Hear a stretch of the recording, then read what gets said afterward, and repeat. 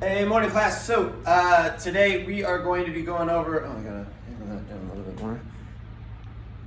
All right, so we're gonna be learning some footwork drills first, and then a couple movements, and then we have a workout for you today. So gonna kick this week off with a bang. First drill, it's just taking our feet from hip to shoulder. So wherever that jumping stance is, you guys can actually like step in.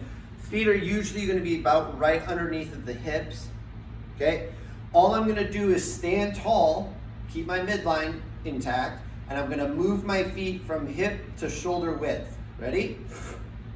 And then come back in. Okay, stepping right underneath the hips. And drop. Come back up. Okay, watch from the side. Notice I'm not jumping into it, correct? I'm not dipping and then jumping. I'm standing tall, taking my feet from hip, shoulder, you can hear the bang, and where my feet land, I can perform a squat. I personally cannot really perform a good squat with this narrow stance here. So I'm going from a narrow jump stance out to my squat stance, making sure I can hit depth, all that good stuff. This is going to come into play later in the week, but we have to be able to get the footwork down first. Okay, hip to shoulder. Second one, a little bit more complicated, and you can actually, it helps to have somewhat of a bar on the ground. I'm gonna start in that same jump position, okay? I know my left foot is forward. You guys can do a test where you fall forward, and whichever foot you step with first, like when you feel like you're gonna fall, that's usually your lead foot, or you can do it with both and just kind of play around with it. But I'm gonna go from hip width, and I'm gonna drop into what we call a split stance or a split jerk stance, okay? So to find that, there's a line here in the ground that you guys probably can't see.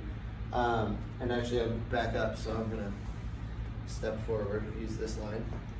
I'm gonna go from this position, I'm gonna step my front foot, it's like the heel is where my toe is, and I'm gonna take it from that hip width out to that squat stance. Okay, you can see the difference between the PVC pipe, right? My back foot is gonna go one of my foot lengths plus 1/2 of a foot length, and I'm also gonna go out to that kind of that squat stance, and then I'm gonna bend this back knee, my heels up, and I'm thinking about spreading the ground out this way so that I'm nice and solid, okay? And then when I step up, I'm gonna step back, step up, and I'm right back to where I started. So again, I'm standing tall and I'm gonna drop into it. Should hear my feet land, and I don't wanna see my head or my hips go up and down or lose balance at all. So I'm going from here. Oh, I tilted a little bit that way, right? Should have practiced a little bit more before making this. Standing tall.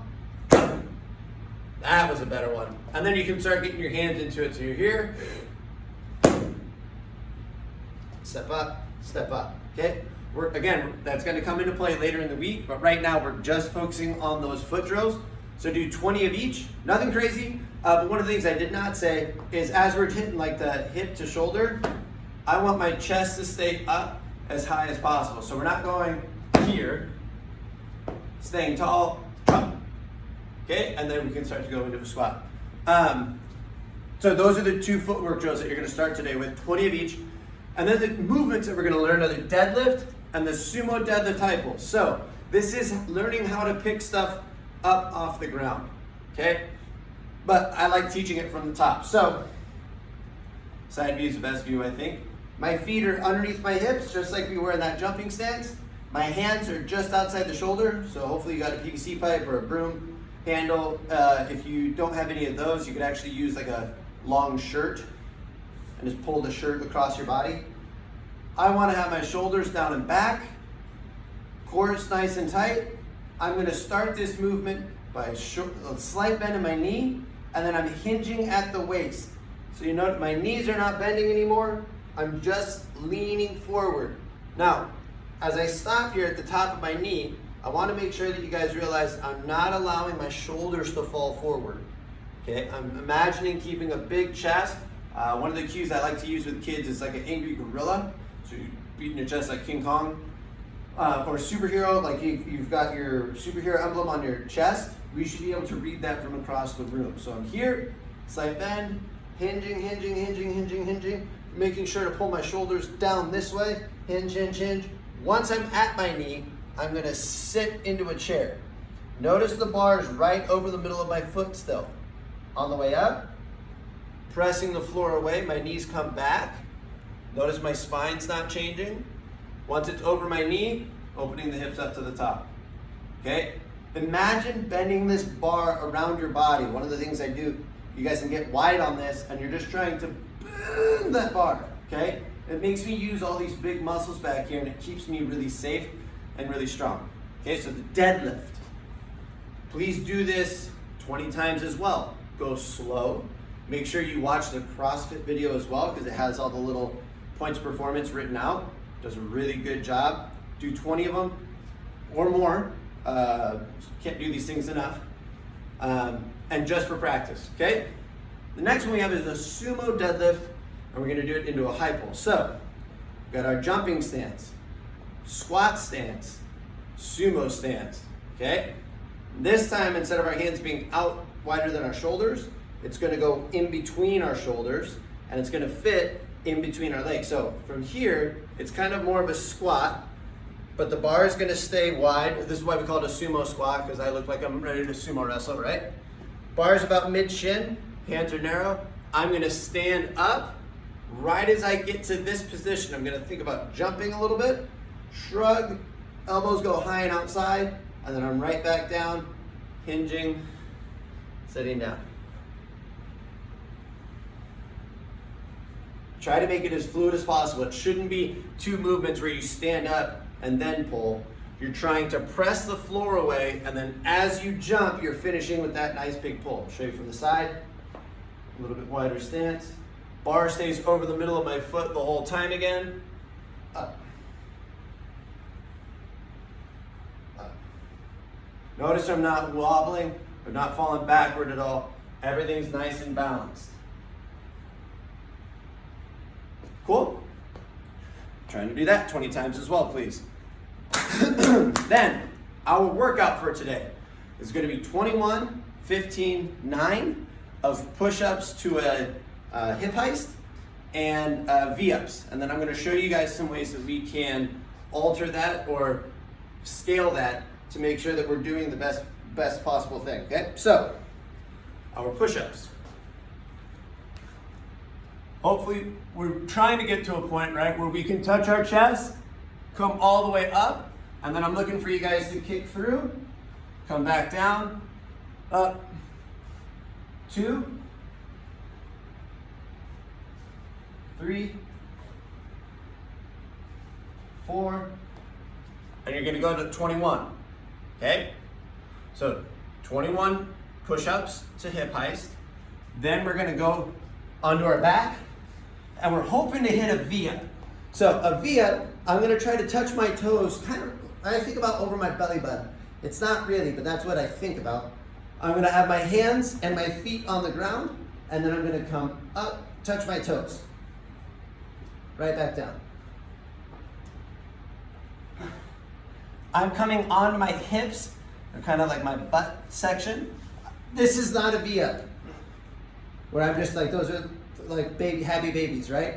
I don't want my back touching the ground, only my butt.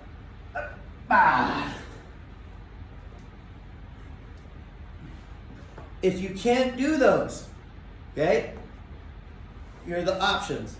Butterfly sit-ups are great. We're gonna stay right here. The bottoms of my feet are together. Hands touch the ground, and then I'm gonna pretend like I'm throwing a ball across the room. And I'm gonna come up, touch my toes, right back down, hands touch the ground, up, touch the toes. Okay? If you can't do those, we can start with crunches, but we really want to start getting to a point where we can get through the whole range of motion. Okay? All the way to the ground, all the way to your toes. For the push-up, if you cannot do push-ups to a hip heist, go ahead and just do push-ups. Okay? If you can't really do push-ups all the way down to the ground like that, you can always do the worm, right? Actually, we'll go this way. So you can do the worm where you lay down on the ground and you're just kind of flopping and then coming back up. What I would actually rather you do though is get a bench or a chair or something. Keep your midline tight, and then we're lowering ourselves down to the bench. So I have my hands on the bench here, body's back. It just makes me a little bit lighter, but I still get to practice keeping my tummy tight, that midline intact, and move through the whole range of motion. Okay, watch from this side. Body's nice and flat.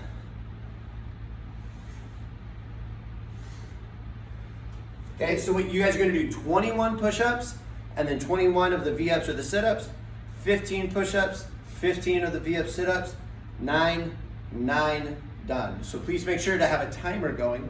You are recording how long it takes you to get through all of those things as quickly as possible. Please remember, if you do a strict push-up on the floor to the hip heights for the whole thing and V-ups for the whole thing, make sure to hit that blue RX button on Wodify. If you aren't able to do those movements the way that I just described them, and you do the butterfly sit-ups, don't click RX, and just in the comments, explain how you did the workout so that later on we can retest it and show improvement. Okay? Happy Monday, guys. I'm just glad to have another week with you. Hope you do great today, and I look forward to seeing your scores.